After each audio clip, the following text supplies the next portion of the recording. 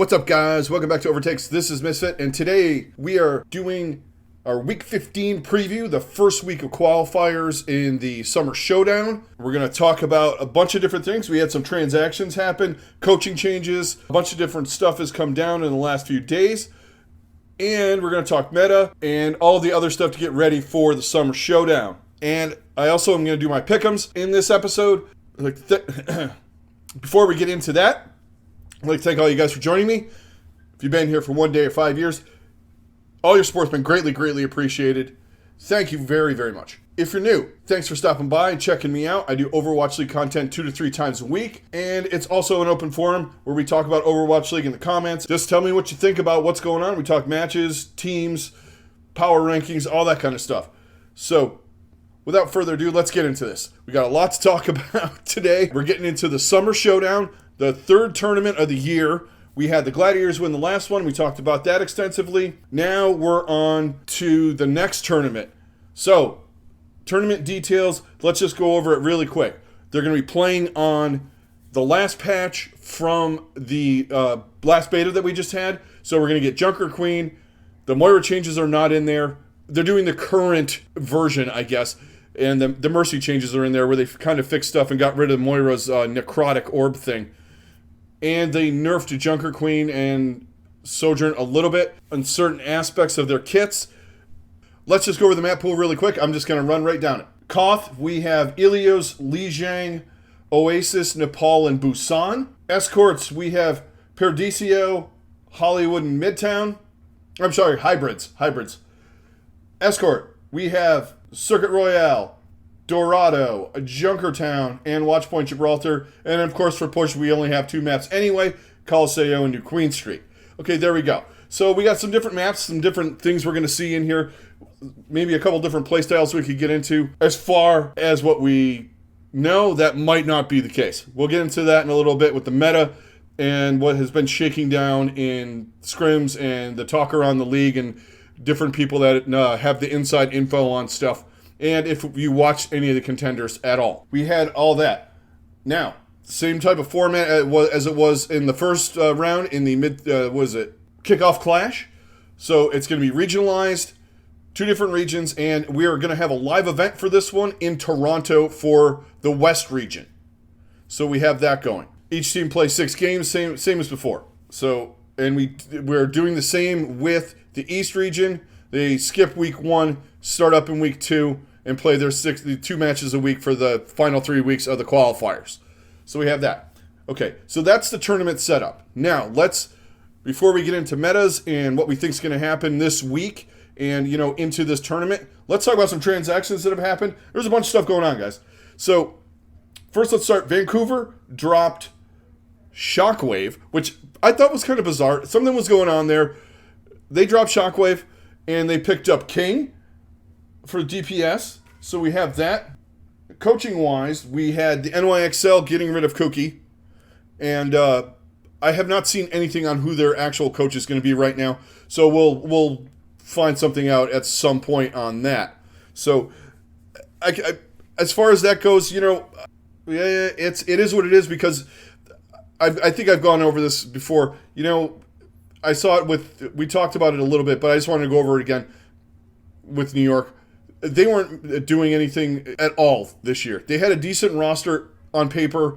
When you look at it, you're like, okay, this is good. They had, but then they had Gangnam Jin playing on main support. They didn't sign a main support. They have Kellen as their only tank. There's just directions all over the place and weird, and they look lost.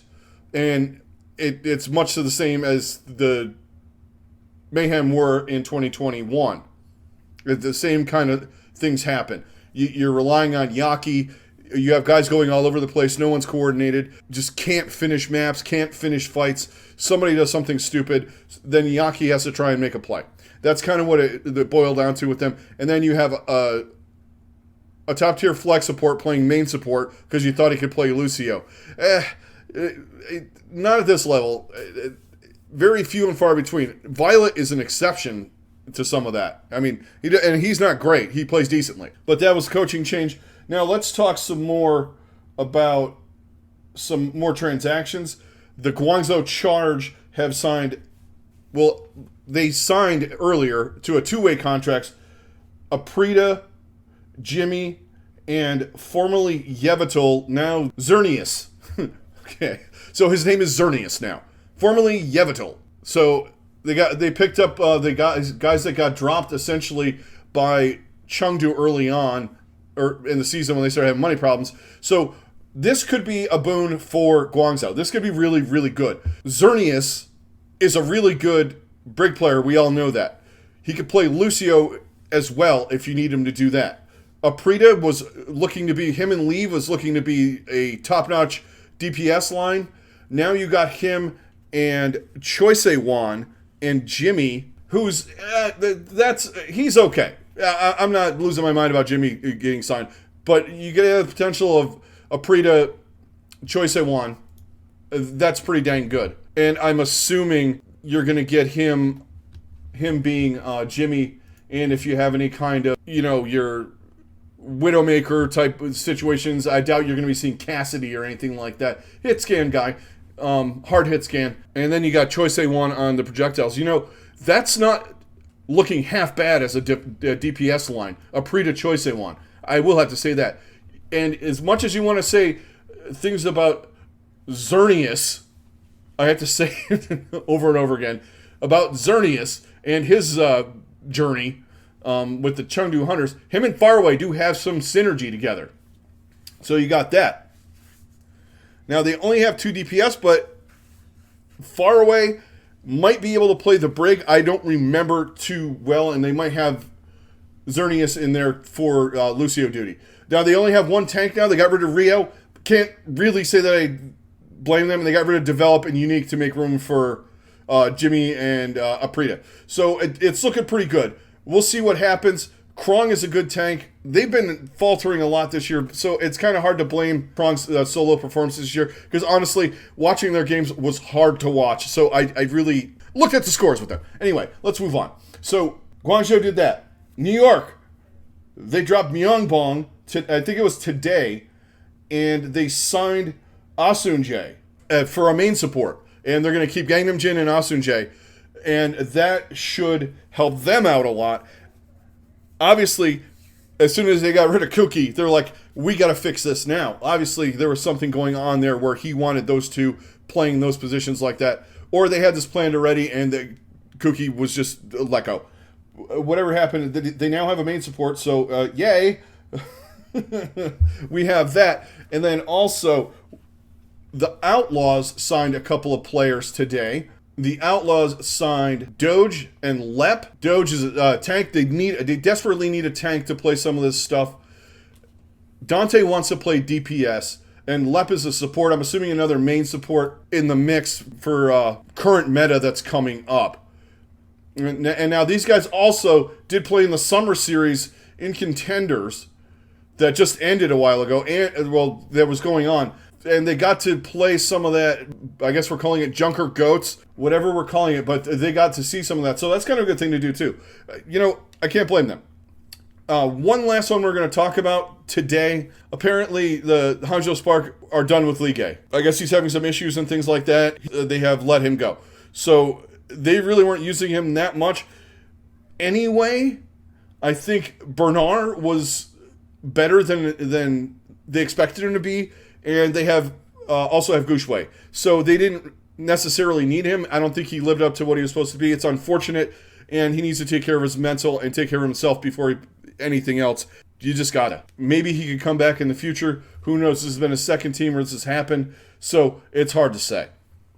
But those are the roster moves. Now, let's get into the interesting part of the discussion today. We got the map pool, talked about some transactions, format. We're ready to go. Now let's talk meta. I've just been following the reports, listening to people talk here and there about different things that they've been hearing. Casters, guys that have had some information, things, places like Plat Chat where they actually know things and are viewing things, and they have the inside stuff because they're doing the analysis for the game, so they need to know what's going on beforehand. And a couple of the other people around that can follow us, Yiska, stuff like that. And it seems like, and also leaning a little bit on the Contender stuff that happened, but you got to realize that they played on the initial patch from the beta. So not this final patch in the beta. They put on the one with Junker Queen's commanding shout, everybody gets the 100 health and it doesn't decay. For all intents and purposes, looks like it's going to be Junker Queen, Asher Sojourn, and then Genji, Echo, maybe a Pharah in here and there from what I've heard, and then pretty standard backline of Lucio, Brig. Now, this brings comparisons to GOATs and sustainability. You guys know that this is, when you hear the names of the characters, you're going to yourself, even without watching it. And if you played any Junker Queen or watch any streamers playing it, people don't fucking die with her around anyway. That commanding shout is so powerful that, I mean, I played a couple matches with her. I played back-to-back matches. This is just really quick, guys. Back-to-back matches on Eichenwald. I was playing Junker Queen, and the other team had a Junker Queen. Nobody died, and nobody touched the point on either. Nobody got through that first choke point. And we had a Lucio, and they had, I believe they might have had Brig. And I think we had like a Lucio Zen kind of thing going on. Anyway, anytime anybody did anything, you know, the Zen came in with Transcendence, or, you know, beat gets dropped, speed boost, the commanding shout. I'm using the commanding shout as much as I can. I'm sustaining myself with the knife and the axe. It just, nothing is happening. They come in, back out. There was, I mean, I said nobody died, but people, there were trades here and there, and then one team would back off, but it was usually the attacking team trying to get through that choking point. They would, you know, reset kind of. I mean, it's quick play, so you're not like, it's not like watching the league where they actually reset. You guys back out of the choke a little bit, and it was kind of nightmarish. But I think we're looking at that from what everybody's saying, and you're taking it to another level with these guys. And some of these guys have played GOATs, and they understand that. Unfortunately, for me, I didn't mind GOATs to an extent. Watching it for a year was dreadful. And I know some of you guys are all of a sudden longing for GOATs and longing for this, but I do recall some of you hating the fuck out of it when it was going on. Well, it's going to happen again. Now, if you look at it, this is where teams with coordination are going to come in. Teams that work well with each other. Yes, you have to have command of the heroes and everything, but it's all about alt timing, when to go in, when to pull back, you know, when to use speed boost, when to use commanding shout. Can just Junker Queen, you can just spam it every time it comes up, but you gotta essentially play chicken with the other Junker Queen as to whoever gets it last is the one that wins, essentially. Your ultimate, what is it? The Rampage, kind of the effect of like Anna's bio grenade. It just it makes people easy to kill. But if you have a Lucio, then you beat on top of it, and then you rally on top of it. Do you see where I'm going? All right, so what? One support saves beat. All right, you get a beat through one, and then you know the next time your thing comes up, you rally through that, and you just keep going through, and it's going to be a long, arduous process. It'll be good to watch, but the unfortunate thing is that much like GOATs, whoever beated last or tranced last is the team that won the fight. So, you know, you might have had a good grab, but your Zen was a second too early on dropping in regular GOATs, in doing the Transcendence. We're going to have a lot of that kind of stuff here, talking about that now. Alt cycling and cooldown rotations, all that kind of stuff. We're not going to get a lot of the, and then MN3 just went fucking nuts and killed 4 people on Circuit Royale. That was unbelievable. I'm looking forward to it, but I'm also very shy and dreading it a little bit. So some of the teams I think that could be good at this, I've heard some things too from some people talking. If you look at some of the teams that you know are going to be good at this, Krusty will have San Francisco working well on this. The Gladiators are good anyway. Your top teams are going to be good. I think Dallas could be okay in this. Now, I know in the power rankings, a couple people were questioning my Dallas choice at 4. I still think they could win, and I think Rush is a good coach. If you remember how impeccably they ran Rush last year, they could do that again. I believe I also said I'm currently the Dallas Fuel apologist, so here we go. There, if you're a Dallas fan, there's some hopium. There's some hopium in the air. Anyway, East-wise, though, with this situation, this is where it gets a little harder. I mean, you could say Shanghai, you could say Seoul, but it's just... They're so wacky up and down, some of these teams in the East, that it's going to be hard to say what's going to happen. I think Seoul, Shanghai, Philly are good teams anyway. Hangzhou as well. Could some teams sneak in there maybe, like a Valiant or maybe a Guangzhou now? I don't know. Chengdu. But East-wise, and I think West-wise, I should say, I also think London could be very good in this, and I've heard Florida is looking pretty good with the way they're playing this. So it's very, very interesting to me, some of the team names. I also heard a little bit of rumblings of Toronto being pretty decent at this too. Some of the stuff, I'm not going to believe it until I see it. And you never know. You could have a team like Boston or a team like the Justice figuring this out. The latter probably not as much as the earlier. I think you could see something like that. But it's going to be very, very methodical, and timing is everything that in this current meta we have. Before it was, more pick-based, getting a guy in there on Sojourn or whatever, him popping off, that kind of thing. There was there's always a little bit of a ult rotation, who did whatever last wins kind of thing anyway. It's always reliant on something like Beat or Trance, or if you have a Genji involved, who got the blade, the second blade usually is the winner. Things like that. But we're going to see. I have not seen it on this patch, but I think it could be very, very interesting, but I'm also, like I said, very, very leery of it. We unpacked all of that.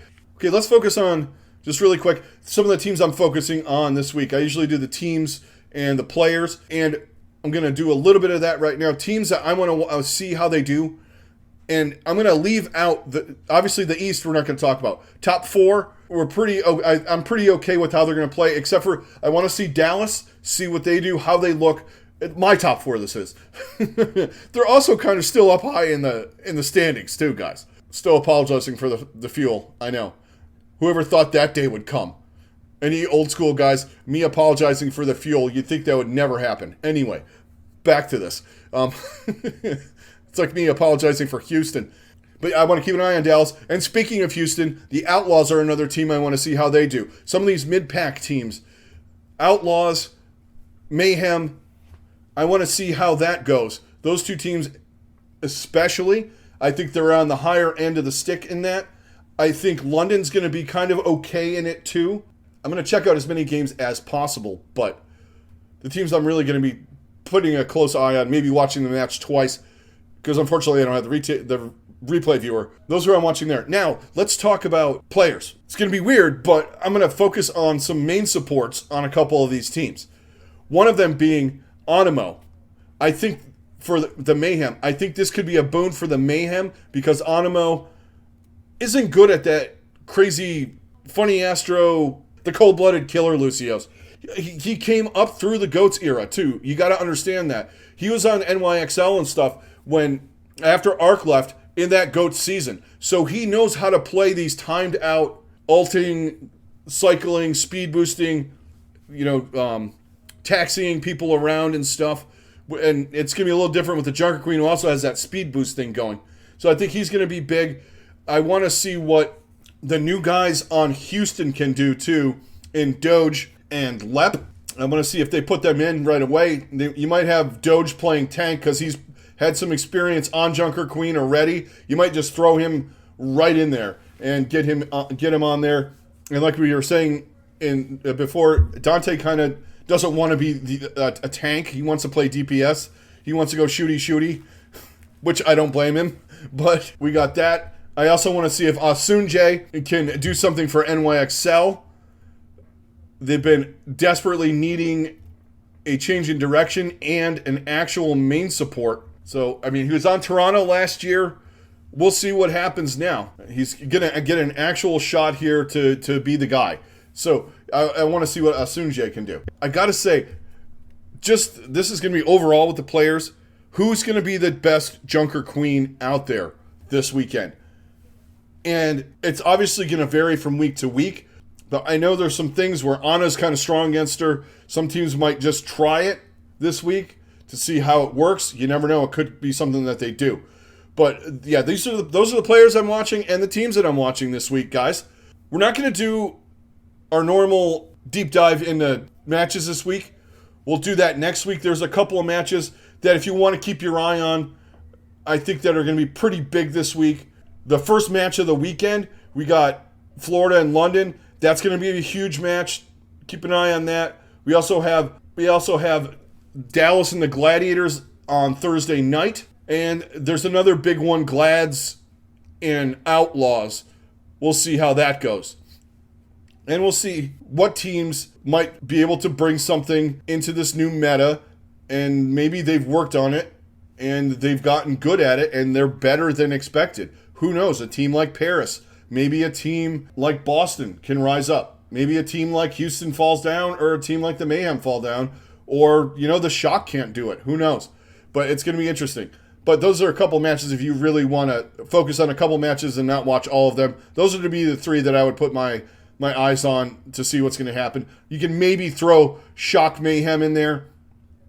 That could be a good one too. Let's get into the pick'ems. All right, new tournament. I'm going to try and do better than I did last time. This is going to be hard too, because when you're going into a new meta with a new hero and a new system, it's hard to know who's good. But we're gonna pick them anyway this week. Let's get started. Thursday, everything kicks off for the Summer Showdown qualifiers at 3 p.m. Eastern Standard Time. We have the Florida Mayhem taking on the London Spitfire.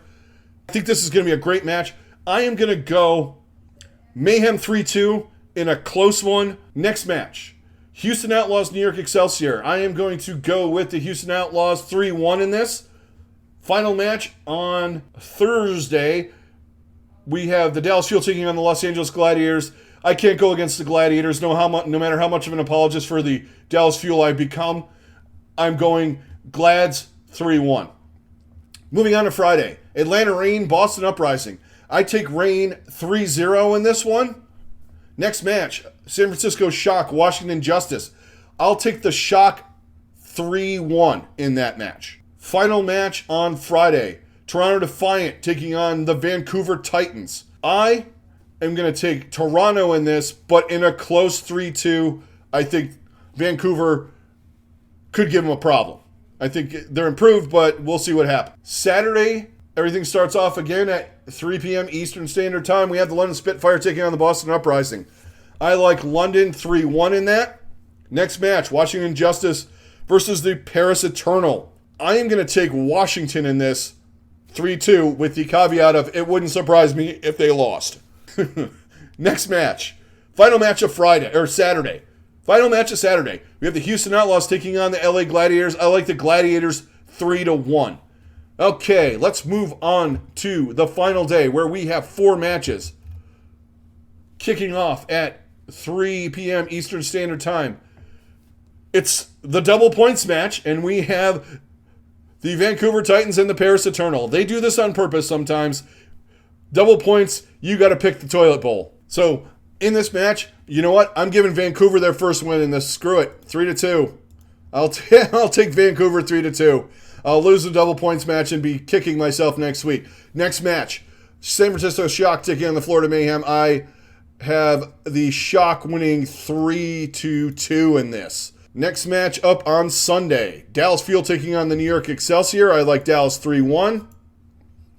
Final match of the first weekend of Summer Showdown qualifiers, we have the Atlanta Reign taking on the Toronto Defiant. I like the Reign 3-1. All right, guys, that is going to do it for this episode. All right, we didn't talk in depth about any matches, but there's a lot of stuff to unpack with transactions and the meta and map pools and all that kind of thing.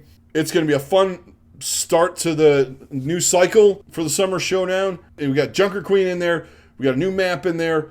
It's going to be fun. It's going to be great watching matches again. 2 weeks off.